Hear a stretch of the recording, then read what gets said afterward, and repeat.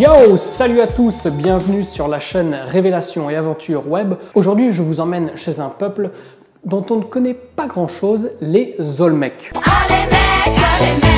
Donc, que sait-on réellement des Olmecs? Qui étaient-ils? Quand ont-ils vécu? Comment étaient-ils organisés? Il y a encore énormément de questions en suspens auxquelles nous allons essayer de répondre.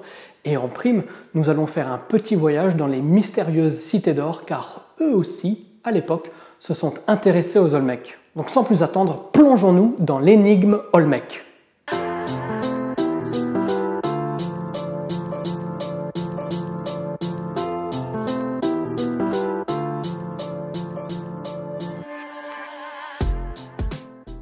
Aujourd'hui, je vous emmène à San Lorenzo. San Lorenzo, c'est situé au Mexique et c'est là-bas que se situe le plus vieux site Olmec. D'après les datations réalisées au carbone 14 in situ, le site aurait été occupé depuis 1500 avant Jésus-Christ. Pourtant, à cette date, en 1500 avant Jésus-Christ, les Olmecs, le peuple Olmec, semblait déjà développé comme s'il était arrivé là directement avec toutes ses connaissances et toutes ses compétences. D'ailleurs, ces connaissances et ces compétences permettaient au peuple de transporter et de fabriquer des têtes mégalithiques colossales pesant chacune jusqu'à 20 tonnes. Ces têtes, elles étaient extraites à l'époque de la région de Tuxtla, située à près de 100 km de San Lorenzo. Donc on peut se demander comment les Olmecs sont arrivés à ce stade de développement, et c'est de ce point de départ dont nous allons partir, vous et moi, ensemble aujourd'hui, afin de se pencher un peu plus en détail sur l'énigme Olmec. À l'instar de la civilisation égyptienne, nous n'avons retrouvé strictement aucune trace de développement de la civilisation Olmec. Comme si les Olmecs étaient arrivés là déjà maîtrisant toutes les techniques et maîtrisant toutes les connaissances dont ils bénéficiaient au quotidien. D'un point de vue évolutif, nous devrions avoir des restes de l'évolution des Olmecs, du naissance de la civilisation jusqu'à son apogée, caractérisé par ces énormes têtes devenues désormais mythiques. Mais ce n'est pas tout.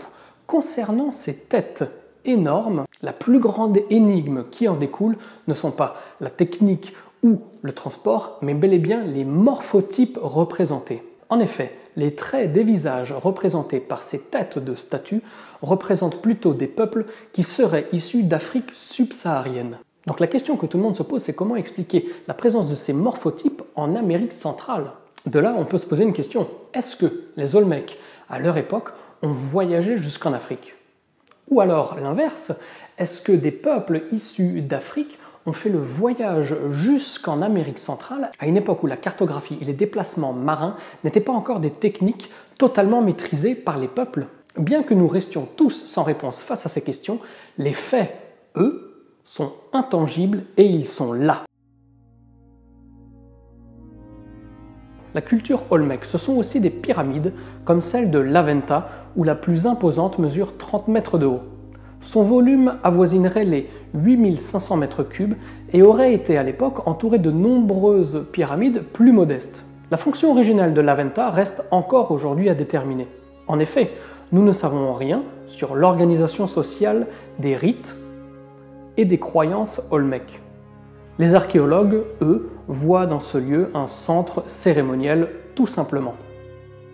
Les caractéristiques de construction de la pyramide de l'Aventa n'ont rien de formidable. Il ne faut pas y voir la main d'un peuple avancé.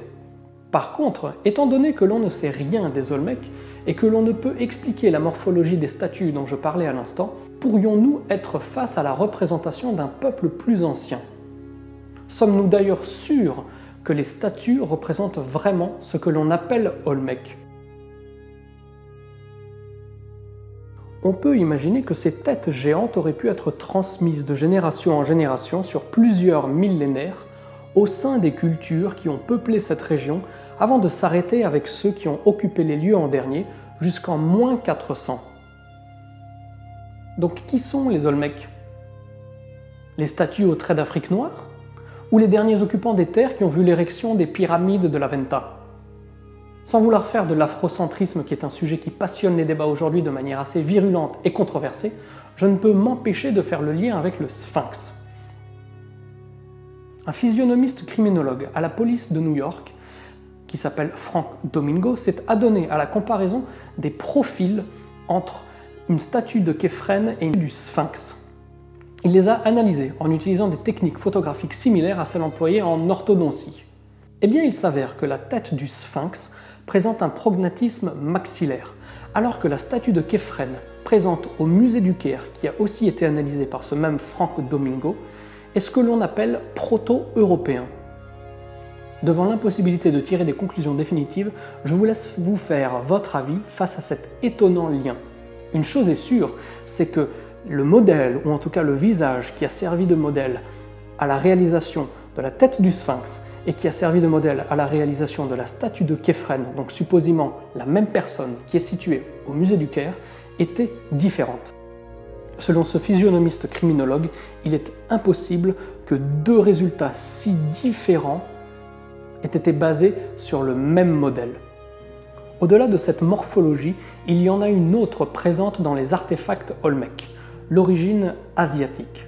Que penser de ce peuple en voyant tout ça, si ce n'est que nos convictions les plus profondes s'écroulent comme un château de cartes?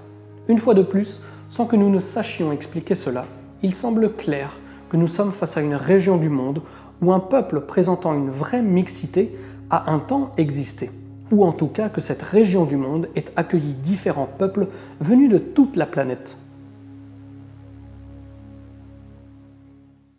Lorsque l'on met tout cela en perspective avec ce dont je parlais dans la vidéo de Pumapunku, dont je remettrai le lien dans la description, bien qu'il faille garder une certaine précaution d'usage, les doutes s'amenuisent petit à petit concernant l'improbabilité de la version officielle archéologique. Et nous arrivons de plus en plus près d'une autre vérité qui nous passionne tous et qui changerait le cours de notre histoire. Outre l'aspect civilisationnel qui pose problème, il y a la sempiternelle interrogation sur les méthodes et techniques employées pour transporter des blocs de dizaines de tonnes sur des centaines de kilomètres, ou seulement une centaine de kilomètres, comme c'est le cas ici. Bien que réalisé dans du basalte, ici les tailles des têtes gigantesques n'est pas synonyme de potentielle technologie avancée. Les caractéristiques de taille restent plutôt brutes. Par contre, quid du transport?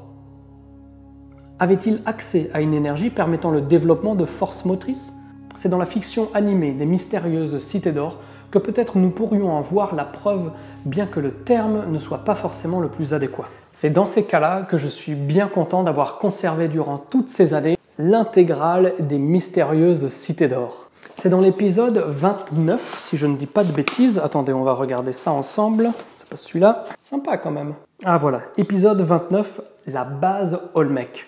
Et vous allez voir que les mystérieuses cités d'or n'ont pas à rougir de tous les chercheurs alternatifs parce que là-dedans, il y a beaucoup de petits trésors qui sont renfermés et qui ressemblent bien plus à de l'hermétisme distillé avec parcimonie que à de la science-fiction ou des délires scénaristes. Et vous allez voir qu'une fois de plus, la réalité peut très facilement dépasser la fiction. Dans cet épisode numéro 29, Esteban, Zia et Tao arrivent dans un repère duquel des chauves aux oreilles pointues contrôlent ce qu'ils appellent un appareil de transformation de la géothermie. À quoi ça peut bien servir ces choses-là? Ah, c'est peut-être une machine qui transforme l'énergie géothermique en force motrice, bien que cette force soit encore plus puissante que celle du peuple mu. Pour ceux qui s'intéressent à la géothermie et aux travaux de Nikola Tesla, nous sommes en droit de se demander si les auteurs des mystérieuses cités d'or étaient soit passionnés par ces mystères, soit des initiés à un certain hermétisme. D'ailleurs, fait très intéressant, la description officielle du personnage de Tao, il nous dit qu'il est un des derniers descendants de l'Empire de Mu. Et pour ceux qui s'intéressent un petit peu à tout ça, qu'est-ce que ça veut dire l'Empire de Mu? Ça serait tout simplement que Tao serait un Atlante. Donc c'est quand même très très étonnant. Vous trouvez pas? Un petit peu plus tard dans l'épisode, Esteban se retrouve face à Ménator, le roi des Olmecs. La description que l'on fait de Ménator, c'est qu'il a une connaissance scientifique considérable et il tente d'élaborer un sérum qui ralentirait le vieillissement de sa race. Son savoir provient de ses ancêtres, les habitants de l'Empire de Mu. Ménator serait donc lui aussi un Atlante, et il semble être le seul au courant des secrets que renferme la base Olmec. Donc on a vu aujourd'hui que les Olmecs, on ne sait pas vraiment qui c'est. On ne sait pas d'où ils sont venus. En tout cas, on sait où ils sont arrivés, qu'est-ce qu'ils ont réussi à mettre sur place, et on voit aussi que nous ne sommes pas les seuls, parce que les mystérieuses cités d'or, ça date. Les mystérieuses cités d'or, c'était dans les années 80, début des années 80, avec les premières diffusions en France, en Belgique, et ensuite des rediffusions à partir du début des années 90. Toujours est-il que, dans les mystérieuses cités d'or, on a aussi apparemment un certain aspect d'initié, comme je disais avant, un aspect hermétique. Tout ça pour dire que les Olmecs aujourd'hui n'ont pas fini de livrer leurs secrets. D'ailleurs, ils ont à peine entamé la livraison de ces secrets parce qu'en terminant cette vidéo, je me rends compte que finalement, on ne sait absolument rien de ce peuple. Il y a beaucoup de spéculations. On ne sait pas qui sont les Olmecs. Était-ce des peuples d'Amérique centrale? Était-ce des Africains d'Afrique subsaharienne, d'Afrique noire? Était-ce des Asiatiques? Ou était-ce tout simplement un mélange de tous ces peuples? Aujourd'hui, la question reste entièrement ouverte et je vous invite à bras ouverts à commenter directement ce que ça vous inspire. Qu'est-ce que vous savez des Olmecs par rapport à ce qu'on nous en dit? Qu'est-ce que vous en pensez très personnellement? Car il faut bien l'avouer, les Olmecs sont peut-être un des peuples les plus mystérieux de toute la planète, car aujourd'hui, on n'a absolument rien, si ce n'est ces têtes gigantesques, pour réfléchir ou en tout cas supputer des théories, des hypothèses par rapport à leur existence, leur évolution et leur rôle dans notre passé antique. Donc voilà, j'espère que cette nouvelle vidéo vous a plu.